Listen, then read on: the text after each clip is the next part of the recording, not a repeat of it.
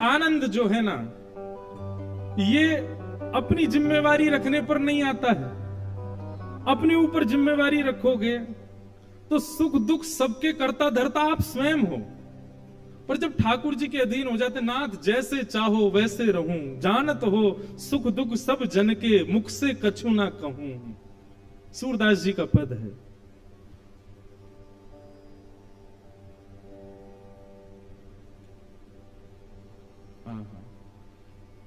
कबहू का सुरंग चढ़ू हिंडोला, आप चाहो तो कभी सोने के रथ पर मैं बैठ जाऊं, आप चाहो तो मैं कभी पैदल भी चलने लग जाऊं, आप चाहो तो मैं कभी 56 भोग पाऊं, और आप चाहो तो मैं 2-2 दिन तक भूखा भी रहूं, मुझे सब स्वीकार है नाथ। एक बात मेरी बहुत ध्यान से सुनिएगा, ठाकुर जी के चरणों में चढ़ने के बाद आप देते हैं तब केला होता है, पर चढ़ने के बाद प्रसाद। केला खरीदते समय हाथ से गिर जाए कोई दिक्कत नहीं, पर मंदिर में चढ़ने के बाद हाथ से गिर जाए तो सिर से लगाओगे, अरे अरे प्रसाद है। प्रसाद की इतनी महत्ता क्यों है? ठाकुर जी पर चढ़ने के बाद, ठाकुर जी को अर्पित करने के बाद, ठाकुर जी के स्वीकार करने के बाद में वो वस्तु आपका कल्याण करने वाली हो जाती है। हम अपने जीवन को प्रसाद क्यों नहीं बनाते? ठाकुर जी को अर्पित करो, और अर्पित करने के बाद में जीवन में आने वाले चाहे दुख हो चाहे सुख हो, भैया प्रसाद जब मिलता है ना मंदिर से, तो उस प्रसाद में कभी यदि कंकड़ भी आ जाए ना, उसको भी हम थूकते नहीं, उसको भी हम निकालते नहीं।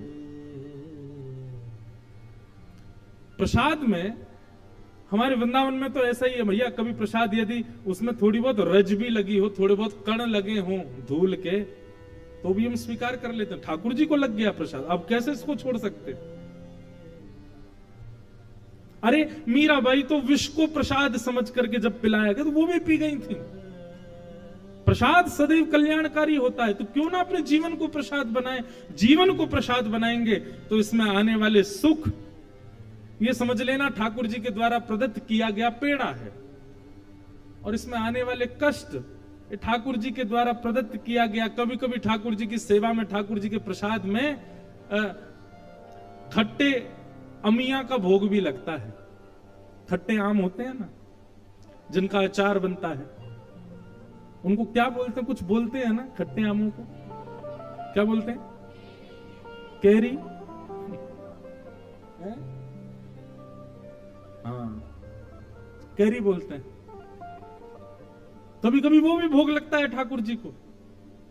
तो बस ठाकुर जी के चरणों में जब जीवन अर्पित कर दिया, तो जीवन में अर्पित करने के बाद उसमें आने वाले सुख ठाकुर जी के चरणों का मिष्ठान प्रसाद है, और उसमें आने वाले दुख ये ठाकुर जी के चरणों की खट्टी अमिया का प्रसाद है। दोनों स्वीकार करो।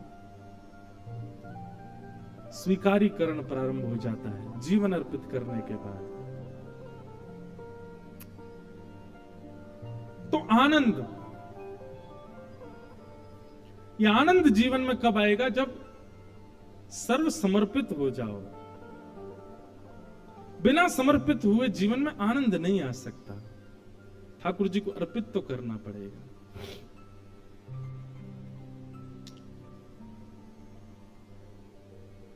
तो इस प्रकार श्रीमद् भागवत के प्रथम श्लोक का प्रारंभ, तत्पश्चात आगे महात्म सुनाया गया।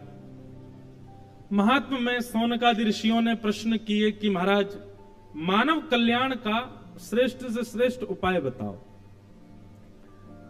एक बात बहुत ध्यान से सुनिए, और संभव हो सके तो कहीं लिख लीजिएगा कि मानव कल्याण क्या है।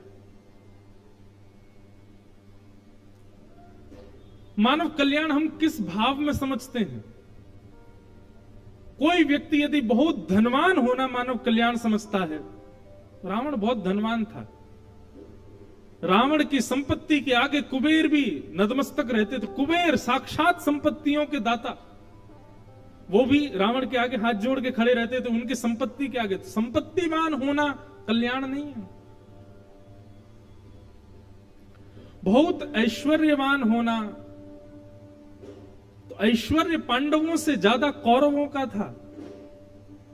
ऐश्वर्यवान होना भी संपत्तिवान जीवन का उद्देश्य तो नहीं है। मानव का कल्याण ऐश्वर्यवान होने में भी नहीं है। बहुत ध्यान से सुनिएगा। ये बातें मैं क्यों कह रहा हूं? क्योंकि संसार में यही सब होना ही हम कल्याण समझते हैं। पर हमारे शास्त्र कहते हैं शरीरम स्वरूपम तथा वा कलत्वम रथश्चारुरुचिरम धनम मेरुतुल्यम मनुष्येण लग्नम कृष्ण पादारविंदम ततः किम ततः किम ततः किम ततः किम। शरीरम स्वरूपम तथा वा कलत्वम रतश्चारु रुचिरम धनम मेरुतुल्यम मनश्रेण लग्नम कृष्ण चरणारविंदम ततः किम ततः किम ततः किम ततः किम। जिसको हम कल्याण मानते हैं संसार में, बहुत सुंदर शरीर होना, बहुत सुंदर स्वरूप होना, सुंदर पत्नी का होना, बहुत संपत्तिवान होना, बहुत वैभववान होना, बहुत ऐश्वर्यवान होना, ये सब संसार को रिझाने के लिए श्रेष्ठ कल्याण के मार्ग हो सकते हैं। हाँ, संसार के लोग एक अच्छे घर को देख करके कहते हैं इस पर भगवान की कितनी कृपा, इसका घर तो देखो। अच्छे बच्चों को देख करके कहते हैं ओहो तुम्हारे बच्चे, भाई कितनी कृपा भगवान की, इसके बच्चे तो देखो। अच्छी पत्नी देख करके कहते हैं इस पर कृपा देखो भगवान की। ये कृपा नहीं है भगवान की। हिरण्यकश्यप नाम सुना है? उस जैसी पत्नी नहीं थी किसी की, कयाधु। उस जैसा पुत्र नहीं था किसी का, प्रहलाद। उस जैसी संपत्ति नहीं थी किसी की। हिरण्यकश्यप जैसा ऐश्वर्य किसी राक्षस का नहीं रहा। नारद जी भागवत में वर्णन करते हैं कि जब हिरण्यकश्यप राजा था तो मैं अपनी वीणा पर नारायण नारायण नहीं हिरण्यकश्यप गाता था। उस जैसा ऐश्वर्य नहीं था किसी का। तो भैया ठीक है, सब कुछ होना चाहिए संसार में आपके पास, पर इसको कल्याण मान करके मत स्वीकार कीजिए कि मेरा ऐसा घर होगा तो ही मानूंगा कि मैंने कुछ किया, ऐसी पत्नी होगी तो ही मानूंगा कि हां मेरा विवाह हुआ, ऐसे बच्चे होंगे तो ही मानूंगा कि मैंने परवरिश की, इतना ऐश्वर्य नाम हुआ तो ही मानूंगा कि मैंने कुछ किया। ऐसा मत सोचिए। प्रयास कीजिए उसके लिए, पर वही उद्देश्य बन जाए आपके कल्याण का, ऐसा मत सोचिए। आप मेरी बात समझ रहे हैं ना? तो फिर कल्याण क्या है? येन केन प्रकारेण कैसे भी मैं हरि का प्रिय बनूं, ये मेरे कल्याण का मार्ग है। मैं उनका प्रिय बनूं। समझ में आती है बात तो ही ताली बजाओ। अभी क्या हो गया है? अभी हमारा पूरा जीवनचर्या, हमारी दिनचर्या केवल और केवल एक दूसरे को दिखाने के लिए है कि देख मेरे पास ये, और नहीं दिखाने के लिए भी है तो किसी को रिझाने के लिए है।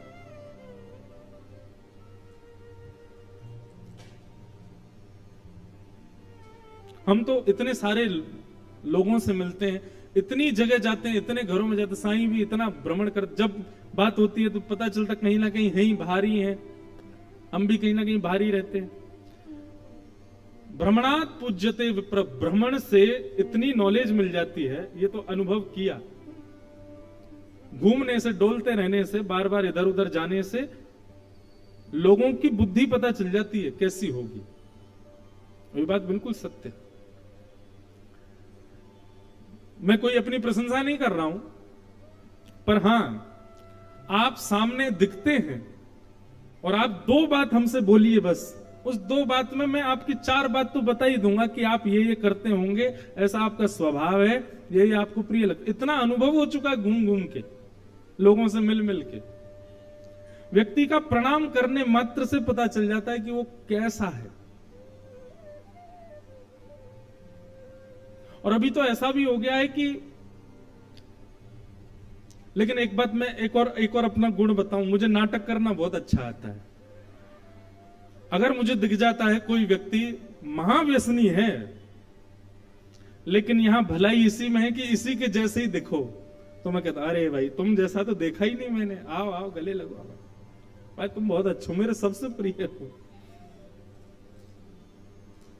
कल को अब जो लोग कथा सुन रहे होंगे, जिनका हाथ पकड़ के मैंने कहा होगा तुम मेरे बहुत प्रिय हो, वो सोच रहे होंगे महाराज जी ने नाटक में कही थी ये बात। ऐसा नहीं है, सबके प्रति नहीं, पर हाँ कई बार कई लोग ऐसे मिलते हैं जीवन में जो उनको देखते ही पता चल जाता है, उनके आव भाव से ही पता चल जाता है कि ये व्यसनी उचित तो नहीं है।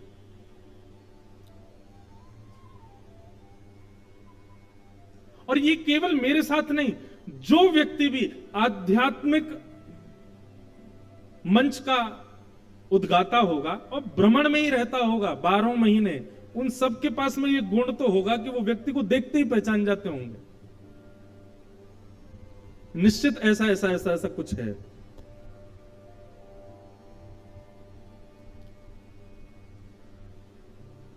तो कल्याण इसमें नहीं है कि हम कितने ऐश्वर्यवान, कितने संपत्तिवान, कितने धनवान, कितने वैभववान। कल्याण हमारा इसमें है कि हम अपनी क्रियाओं से ठाकुर जी के प्रिय बन पाए कि नहीं। दो बातें हैं, एक तो ठाकुर जी आपको प्रिय हैं, और दूसरी बात आप ठाकुर जी को प्रिय हो। ठाकुर जी आपको प्रिय हैं ये बड़ी बात नहीं है, सबको प्रिय हैं ठाकुर जी। यहां मुझसे लेके पीछे बैठे हर व्यक्ति को, यहां जितने भी लोग इस पंडाल में बैठे, सबको ठाकुर जी प्रिय हैं। पर हम आप सब में गिनती करेंगे तो ज्यादा से ज्यादा 4 या 5 लोग होंगे जो ठाकुर जी को प्रिय होंगे, इतने हजारों लोगों में।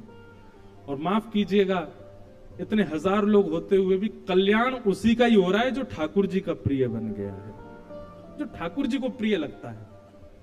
ये भागवत की कथा सुनना, ये वैदिक चर्चाएं सुनना, ये दरबारों में आकर के सुंदर सुंदर कीर्तन गाना, रात भर बैठ करके यहाँ पर उपासना करना अपने गुरुजन के चरणों में बैठकर, ये किसके लिए? ताकि हम उनके प्रिय बन सकें, उनके प्रिय हो जाए।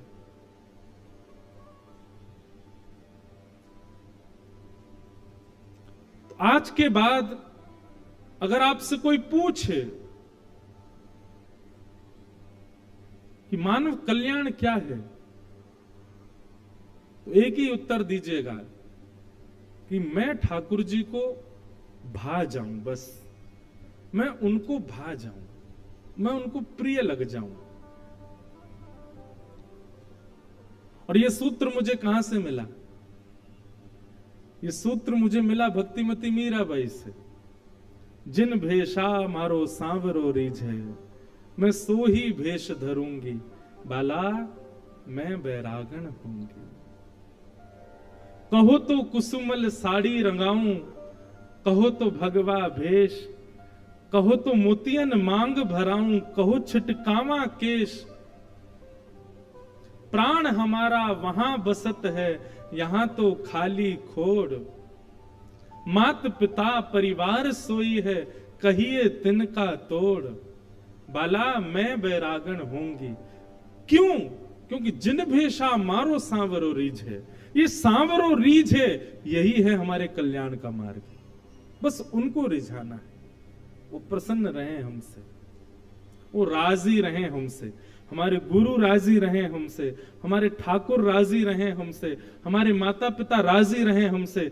इन 3 लोगों को जिसने राजी कर लिया ना, माता पिता, गुरु और ठाकुर, उसने अपने जीवन का कल्याण कर लिया, उसका उद्धार हो गया।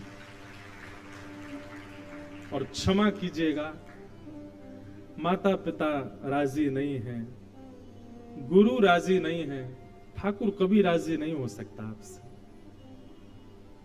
मुझे एक नासिक में किसी ने प्रश्न किया कि महाराज जी बच्चों को सेवा कैसे सिखाएं ठाकुर जी की? मैंने कहा सबसे पहले अपनी सेवा कराओ, जबरदस्ती। ये जितने माता पिता बैठे हैं यहां पर, ध्यान से सुनो, शाम को आधा 1 घंटा अपने बच्चों को बोलो इधर बैठो पास में, पैर दबाओ हमारे, चलो। वो पहले शर्म खाएगा, लेकिन उसका नियम बनवाओ, वो बिना पैर दबाए रह ही ना पाए आपके। आपके पैर दबाएगा, आपके चरणों के प्रति उसका प्रेम जब बढ़ेगा। अभी लोग क्या करते हैं, छोटे छोटे बच्चों को चलो हनुमान चालीसा याद कर लो, चलो गायत्री मंत्र याद कर लो, चलो स्तुति याद कर लो, फिर मुझसे मिलने आएंगे वहां आके महाराज जी को सुनाओ, श्लोक सुनाओ। अच्छा है सुनना भाई, श्लोक याद करवाओ, हनुमान चालीसा याद करवाओ, लेकिन उसको प्रणाम करना नहीं आता तो क्या सीखा उसने?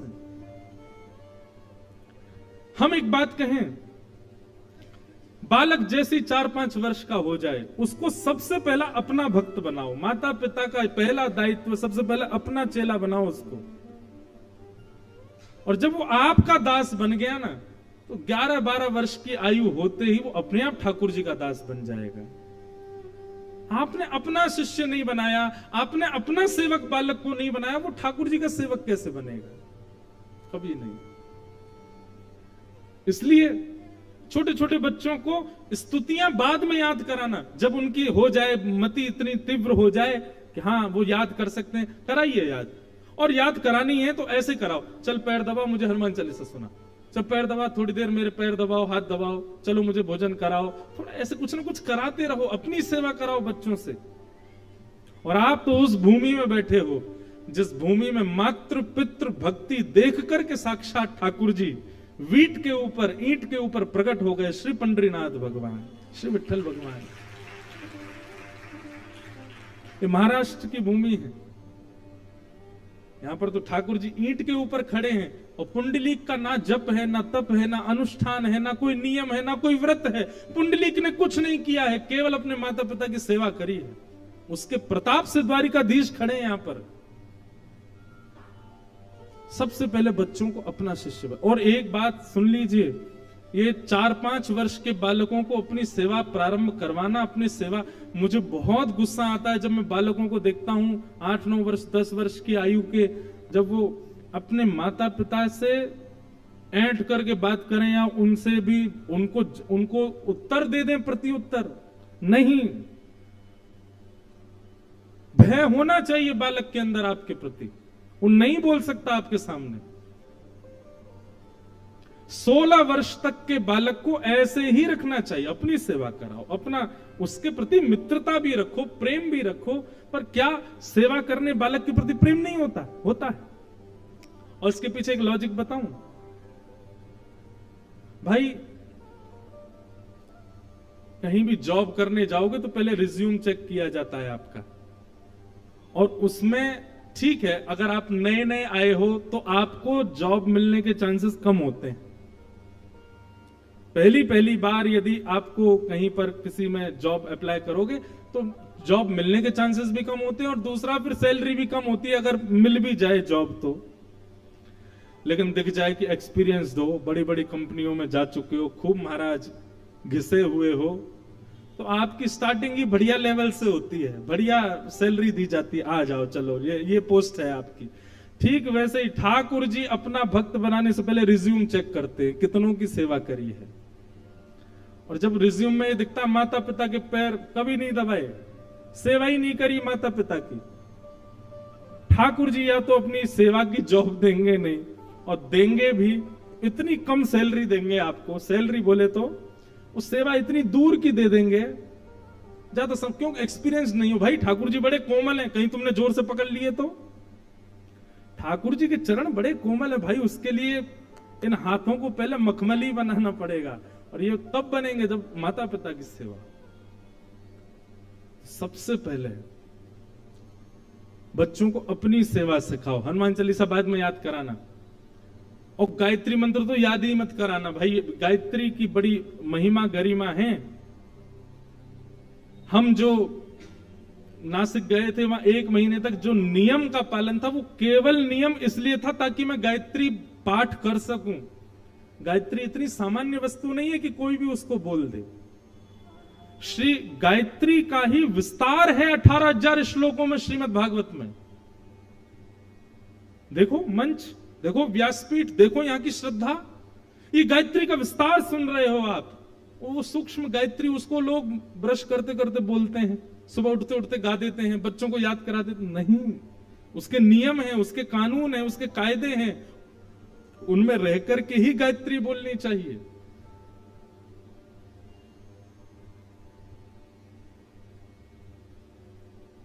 इस विषय पर मैं एक दिन चर्चा करूंगा। गायत्री क्या है?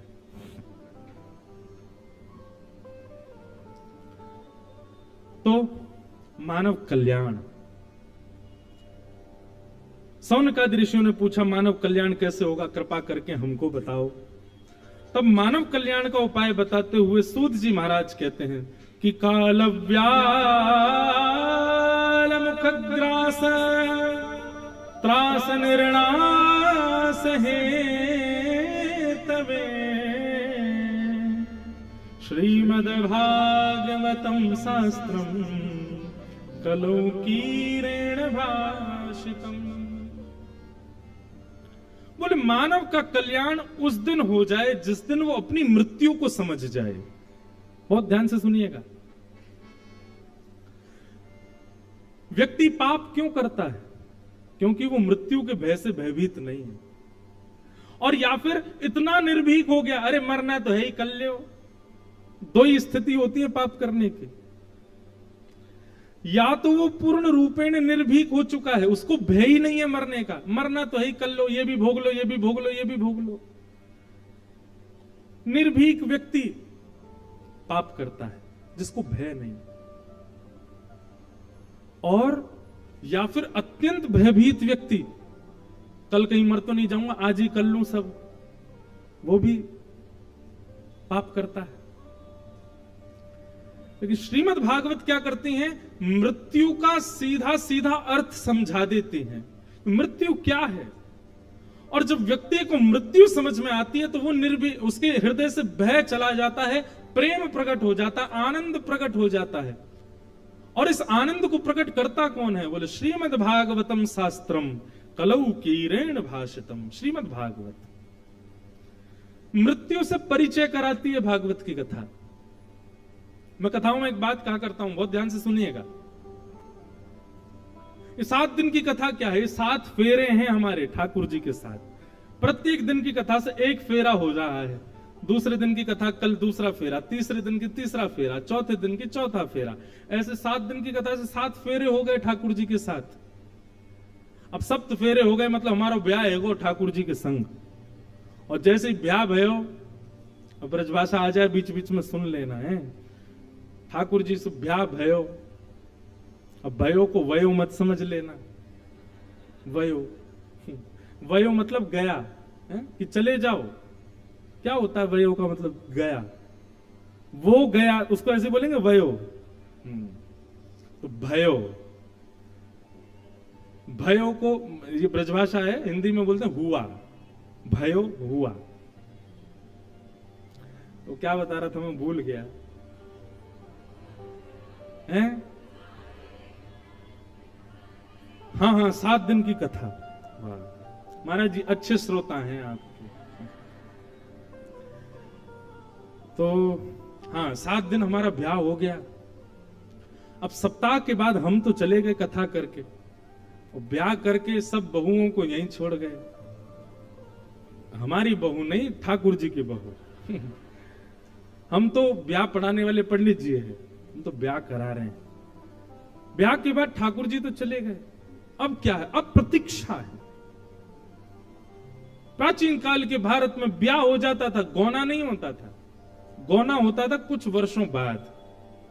ठीक वैसे ही आप सबका 7 दिन में ब्याह तो हो गया ठाकुर जी से कथा सुन के, अब गौने की प्रतीक्षा करो। गौना क्या है? मृत्यु ही गौना है। मृत्यु गौना है। श्रीमद् भागवत के श्रोताओं को मृत्यु नहीं दिखाई देती, उनको अपना गौना दिखाई देता। वो हमारा गौना है। घर के 4 सदस्य लेकर के जाएंगे, सजा धजा करके लेकर के जाएंगे, राम नाम का कीर्तन करते हुए जाएंगे, और चिता रूपी विमान पर हमको लिटा देंगे। और उस विमान में बैठ करके हम कहां जाएंगे? अपने प्रियतम के घर जाएंगे। एक बहुत सुंदर पद है, मुझे बहुत प्रिय लगता है, बहुत अच्छा पद है। कथा सुनने वाले के लिए मृत्यु क्या हो जाती है?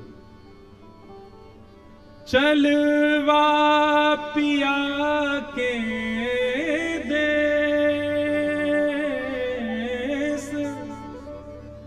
चलवा पिया के देश, सजनी चलवा पिया के, सजनी चलवा पिया के। बहुत सुंदर भाव है।